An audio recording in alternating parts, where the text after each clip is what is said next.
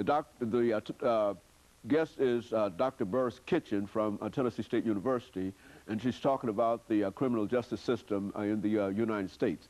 And of course, Dr. Kitchen, before we had our final commercial break, we promised that we'd give you an opportunity to continue talking about the institutionalization of racism in a real sense, that how that the whole issue is a part of and partial in a real sense of our society. So let's look at it from that perspective. Well, where I kind of left off was the fact that all of a sudden the civil rights legislation was passed, and there are new freedoms for African Americans and other oppressed members of our society. But it was 1970. I mean, it wasn't even 5, maybe 6 years after this that the Nixon administration put an all-out affront on the war on drugs. And the war on drugs became a criminalization of black people. I mean, drugs meant black, black meant crime, drugs and crime meant let's lock up black people. And it was never this intense until the 70s. And what concerns me about that is once the de jure segregation and discrimination is gone, now all of a sudden you've got institutionalized racism, you've got the medial portrayal of the people who do drugs are African Americans. They're the people to fear as a group, not just, you know, we got to fear a person who does drugs, but we've got to fear the black male, because the black male is the drug dealer who's out killing people for drugs or killing people to sell drugs, and that's who we have to be careful about. So all of a sudden we've got a bunch more police officers in the street looking for the drug dealer who is African American male, supposedly, but that's not reality. Reality was not that that's who was selling drugs. Self-report studies on drug sales and drug use from 1970s on, which was data collected by the Michigan Alcohol and Other Drugs Survey for years, said that self-report studies say that white European American males are the ones who are the drug dealers and the drug users at a much higher rate than African American males. But the image of the media and the image of the political arena was that it was the African American male. So the African American male became the threat to the white population and the white politician and the white criminal justice system. So once that happened, more legislation continued to be passed that was about the war on drugs, and every president from Nixon on, that's what they fought for up until Barack Obama's administration. The war on drugs wasn't even really mentioned much at all, and this, because of the economy was so bad, I think other people wanted to hear other things besides the war on drugs. But any politician who ran for political office from the 70s on could not talk about the war on drugs and not talk about crime in general. Troubled cities. Right, or they would not, or troubled cities, or they would not have gotten elected. You had to say, what am I doing about crime? And you had to say, what am I doing specifically about the drug dealers on the street that are shooting each other? And that image of that drug dealer was an African-American male. So what are you doing about the inner city streets in America? What are you doing about the Detroits? What are you doing about the Chicagos? What are you doing about the LAs? So ever since then, we've had legislation that's been passed that's been revolving around this particular interest. And I think the most damaging was the crime control bill, which said if you got 5 grams of, just 5 grams of crack cocaine, you've got a mandatory minimum of 5 years in prison versus 500 grams of heroin versus 100 grams of regular cocaine. Well, we all know that cocaine is cocaine, whether it comes in the form of powder cocaine or rock. But we focused on, okay, we've got to get the people who have crack, and they're going to get, for 5 grams of crack, they're going to get the same time as someone who has 100 grams or 500 grams of cocaine or heroin.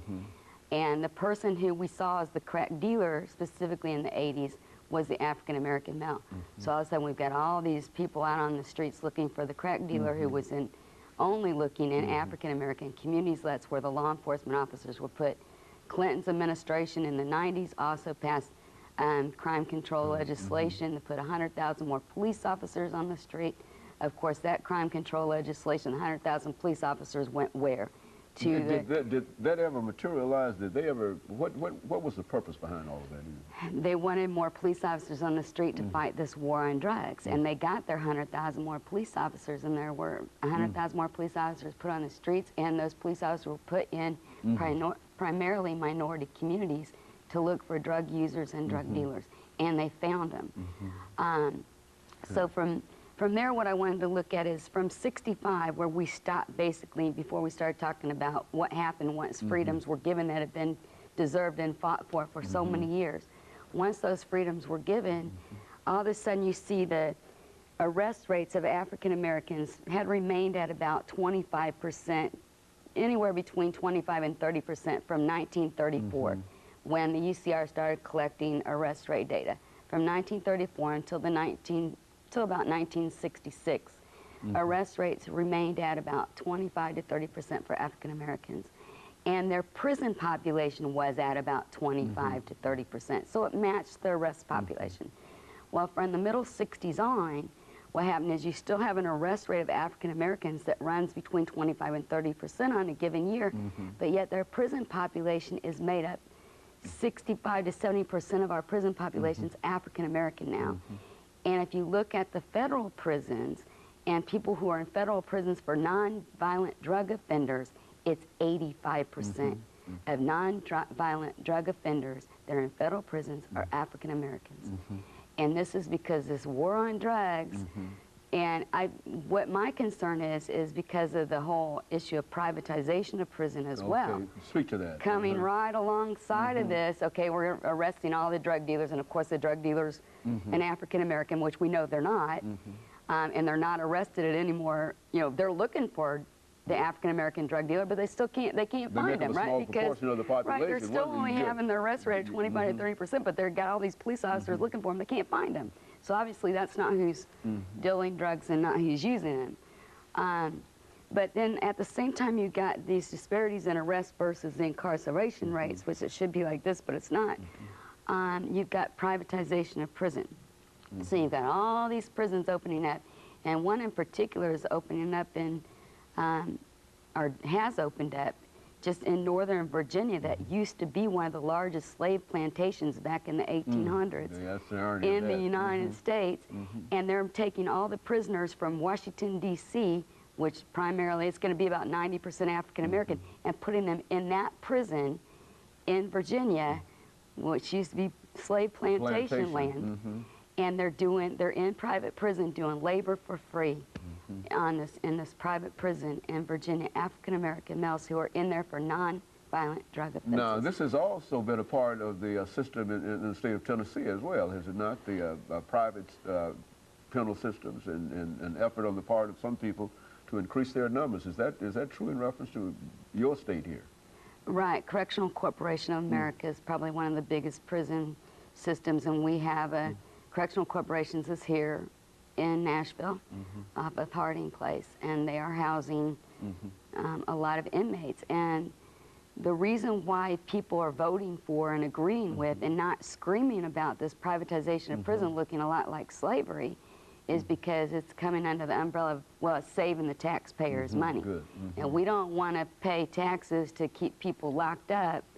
So if the private prison can do it cheaper, let them do it. But what they don't understand is the private prisons are incarcerating people for profit.